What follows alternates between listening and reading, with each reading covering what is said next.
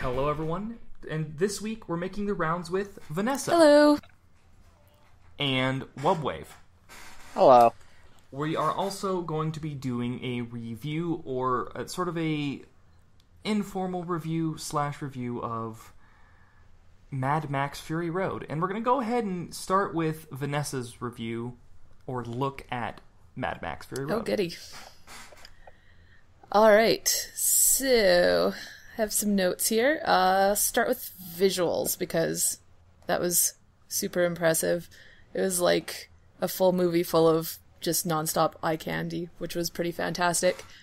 And yet, at the same time, it did not seem overly CGI. Like, it wasn't obviously, oh look, they just glued that on top of everything else and it doesn't belong there. It all seemed very seamless. And on top of that, I really liked the action sequences. They had story arcs to them, which was really impressive. Kind of like Captain America, Winter Soldier, where they'd start off one way and then there'd be a twist and it would slow down and speed up and pick up tension and everything, and it really helped to push the story forward because there wasn't a ton of dialogue in this. Next I have music, which was slightly simple and repetitive, but effective, and it wasn't annoying or distracting, so good enough. Characters. For Max, I put adequate, stoic, action hero guy, but not super cookie cutter. There was a little bit of depth there when you squinted and looked sideways at it. Furiosa was frickin' awesome. It was nice that she was a very strong character without being overly bitchy. Seems like a lot of Hollywood attempts to do strong females is just a little bit too in your face and look at me, I'm very strong, instead of just showing that they're strong. Nux was another standout character. He was surprisingly sympathetic, and his story arc was pretty believable. There's one spot where you either have to buy in or you don't for his switch of allegiance to make sense, and I was able to buy in. Other than that, there were the wives. They seemed adequate, and Immortan Joe, he seemed believable within the world. Like, he's obviously over the top and crazy, but so is everything, so it worked. And then, finally, for the story, I think I mentioned this already, but the entire thing was very show, don't tell, which I love. It was fantastic. It was kind of anti-Avatar in that way, where nothing was beaten over your head. You weren't told to believe what the director wanted you to believe and think what the director wanted you to think. You were just expected to figure things out and go with it. What else do I have? Yeah, it was very simple on the surface, but there was a lot of depth layered in if you wanted to look for it and find it. And my suspension of disbelief was definitely achieved. I was totally into it the entire time. In fact, I was telling Zach to shut up so I could just watch. Yeah, that was the case. Would you, in fact, recommend the viewers or just TFT or whoever in the community to watch this movie or even buy it on Blu-ray or DVD? Absolutely, I would. I thought it was fantastic. Awesome. Would that conclude your interview? I believe so, unless you have any other questions for me. No, not at all. I feel like you covered a lot of the main points, so I'm going to go ahead and see what good old Wubwave has to say about the movie. Well, like Vanessa said about the visuals, a lot of the effects were practical. I think like the only ones that were CGI were Furiosa's arm, because obviously Charlize Theron has two arms. Yeah. The giant sandstorm, and I think at the end when the steering wheel flies at the screen, that was done in CGI, but everything else I believe was practical effects. Like, all the cars were real. Even that big crashing at the end, not to spoil anything, was done with like models and practical effects. And I'm pretty sure most everything was done practically, which is really awesome. I think that is sort of going towards that again with modern movies. Instead of doing like the whole CGI thing, which doesn't age well, people are starting to catch on that hey, practical effects will make your movie look good 20 years from now. And I like the visuals were great. I love the fact that the colors were blue and orange for most of the movie. Like you have the orange of the desert and the blue of the sky most of the time, but even then, like there would be like night scenes where it would just be like all blue, and day scenes would be like all orange, and it was just a very blue and orange movie, which is something that I noticed. Most people probably wouldn't notice the colors like that, but I don't know. It stood out to me, and it was a very pretty movie. As far as characters go, I really loved Mad Max and Furiosa because they both felt like characters that they just wanted to survive.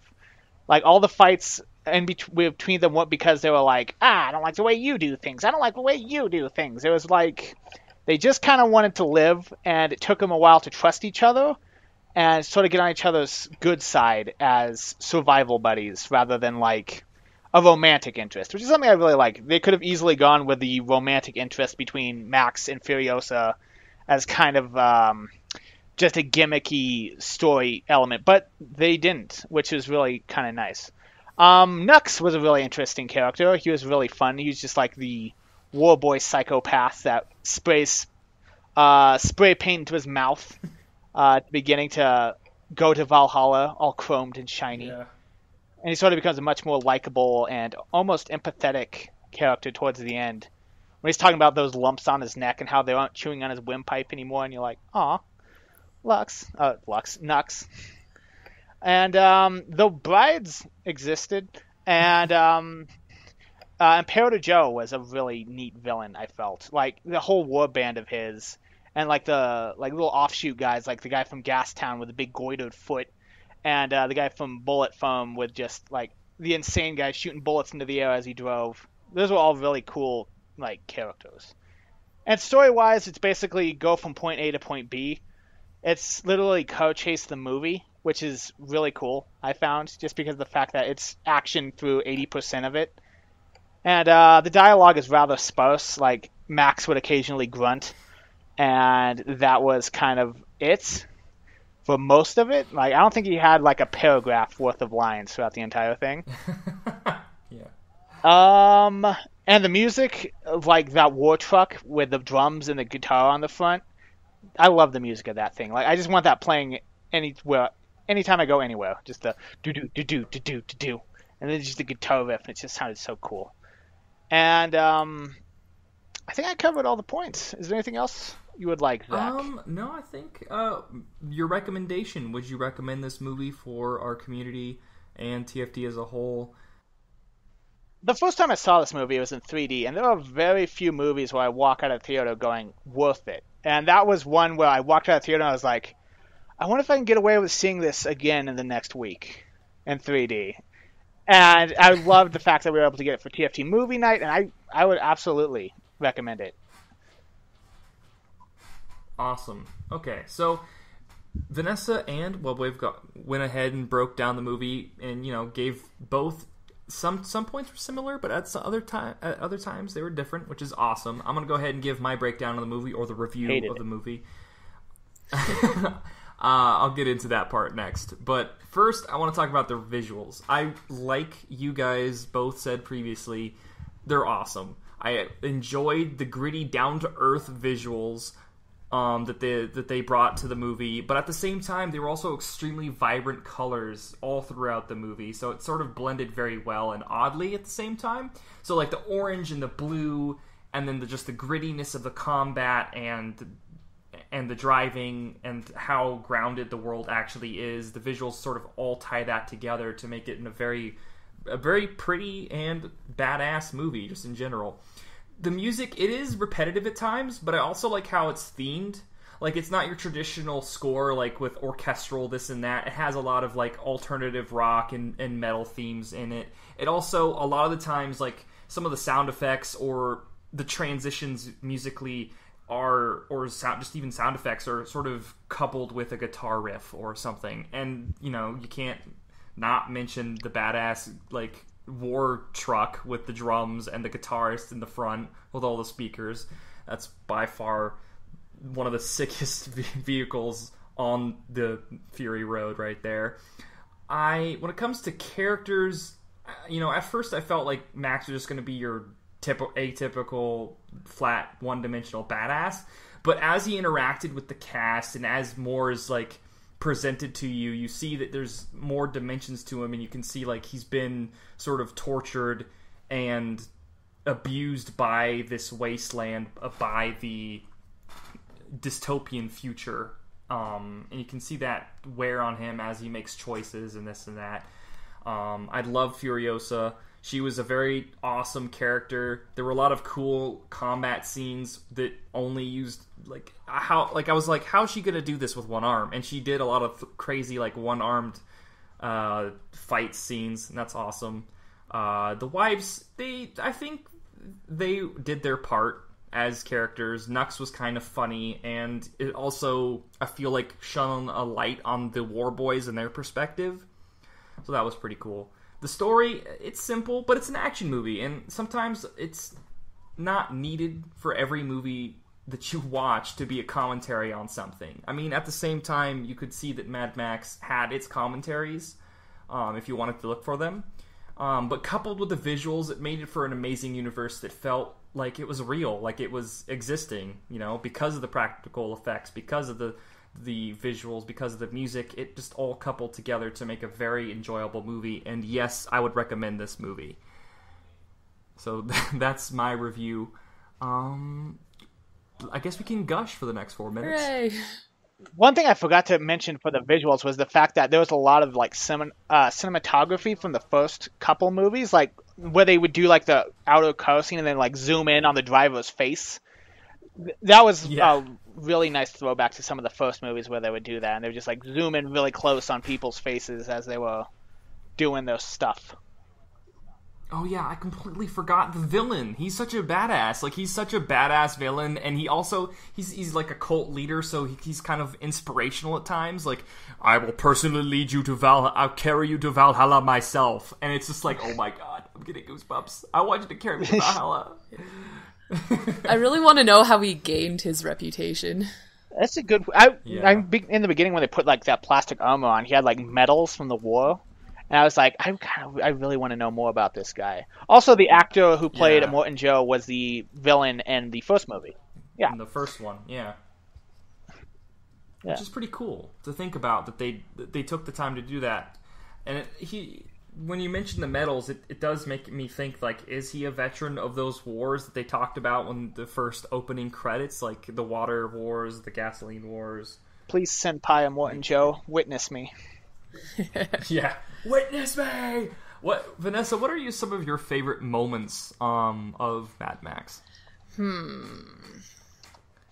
Like, just something that just you can quote, or I don't know. That entire like initial fight sequence between Max and Furiosa was fantastic. Oh yeah. I think that was legit. I think that was the moment when I completely bought in. I was just like, okay, yes, this is going to be fantastic. I am sold. Yeah, it was like that three-way fight where it's just like no one's on anyone's side while two of them are chained together and the other one has no arm. And it's like... Yeah.